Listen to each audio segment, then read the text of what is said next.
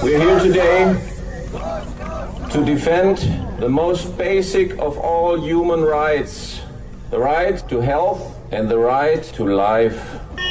They rushed through the office and treated us like common criminals. Get your hands up. Get them up right now. Freeze! Hey, guys, it's only vitamins. Vitamine! Vitamine! Vitamine!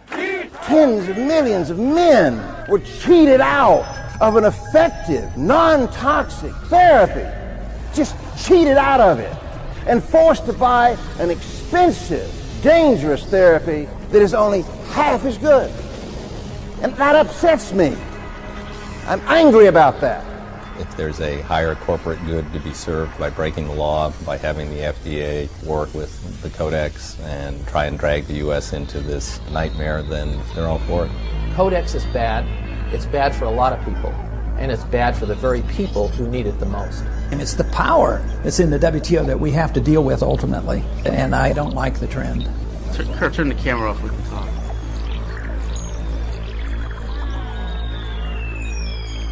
The only thing we have to fear is fear itself. Nameless, unreasoning, unjustified terror. Fear.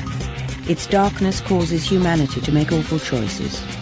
With dreadful power, fear can rule our lives and paralyze lofty hopes and dreams in an instant. It is the antithesis of God, the destructive dark side. It is the ghost that haunts the mind, a universal trait, a global affliction, and deployed all too often by those intent on inflicting control over the masses. Fear preys on the most vulnerable among us. Fear sells, and nowhere is fear peddled more shamelessly than in the fields of medicine and human nutrition.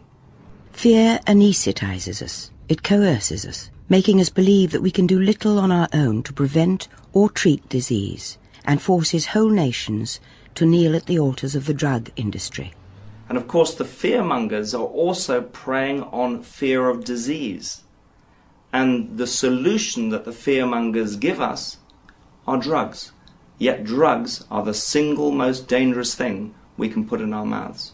It's a sad fact that pharmaceuticals have become the dope of modern man. And make no mistake, we are addicted. Last year, between 3 and 5 billion prescriptions were written in the US alone. And for all of its many miracles and heroism, the pharmaceutical fantasy has also left disaster in its wake. The tragedies of drug side effects are being exposed daily.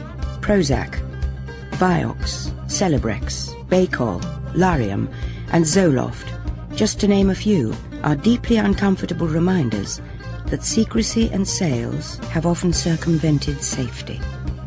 There is also the crippling burden of health insurance and the millions who are debilitated by a wave of red ink, bankrupted as a result of an unexpected illness that they could not afford.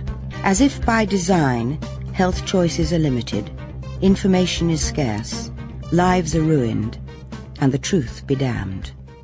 Business is business, and people don't like competition, and those things, smart business people may not always do something that's best for the people or for someone's health. In addition to these painful realities of life, however, an abundance of evidence now suggests that this holy reverence towards modern medicine may be killing us. I wrote Death by Modern Medicine, inspired actually after writing a paper called Death by Medicine.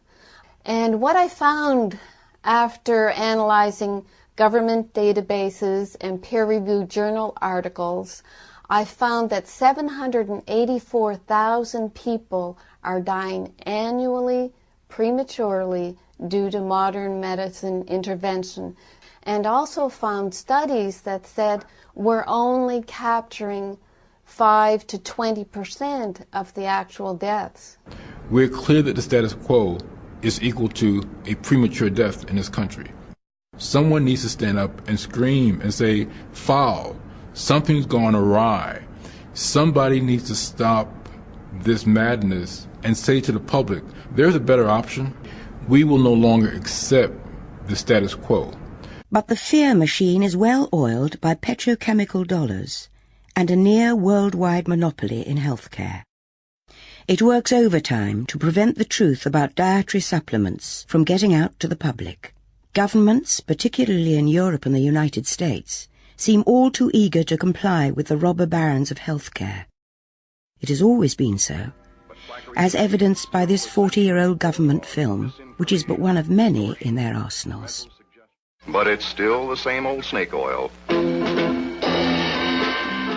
During the 1990s, however, despite generations of institutional bias, American consumers won critical battles against the Food and Drug Administration, the FDA, and the medical pharmaceutical establishment. In the mid-90s, there were movements to put all supplements on a prescription basis. And in all the countries in the world where they've done that, it more than doubled the cost and made them not available. And it's really a freedom of choice issue. It's not a company manufacturer issue. It's a consumer's issue. So we were fighting for the right to have access for our own use, our own families, and our own businesses. And fortunately, the health food consumer felt the same way.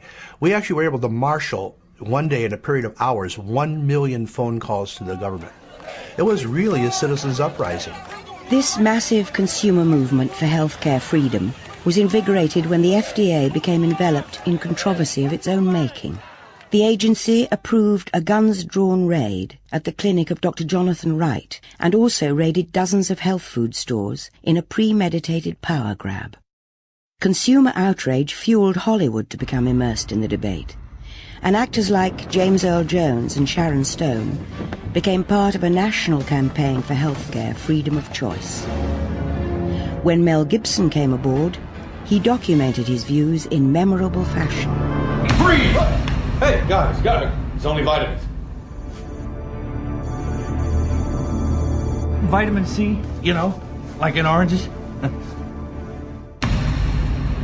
The result of the consumer outcry was that DSHEA, the Dietary Supplement Health Education Act, passed overwhelmingly in 1994. This became the only national law that linked the use of nutrients in dietary supplements to reduced risk of disease.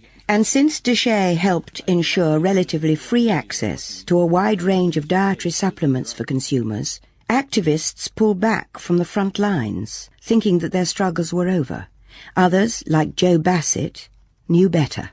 We're in a particular industry, for the sake of a better term, the health food industry, that's always been under attack. It's never stopped. It still isn't stopping because you have vested interests. In our country, you have everybody using vested interests, and the ones that are really entrenched use the government. I believe DSHEA has always been under attack, except for the first few years after DSHEA was passed. The present attacks are very broad, which means worldwide, and some of the attacks are just specific to the United States. Now, a bureaucratic shadow called Codex Alimentarius threatens to silence the opposition forever, both here and abroad. But Codex began innocuously enough in 1963 as a creation of two arteries of the United Nations, the Food and Agricultural Organization and the World Health Organization. Back then, nearly everyone endorsed their two major goals, to provide nutritious foods for developing nations and to shape guidelines for dangerous industrial chemicals in the food supply. Within the past decade, however, Codex Alimentarius has altered its mission dramatically, many say negatively so, to include a wide swathe of products, including dietary supplements and genetically modified organisms. Mr. Scott Tipps began serving as a U.S. delegate to Codex in June of 2000. During the first meetings, he did everything he could to communicate with the head of the U.S. delegation.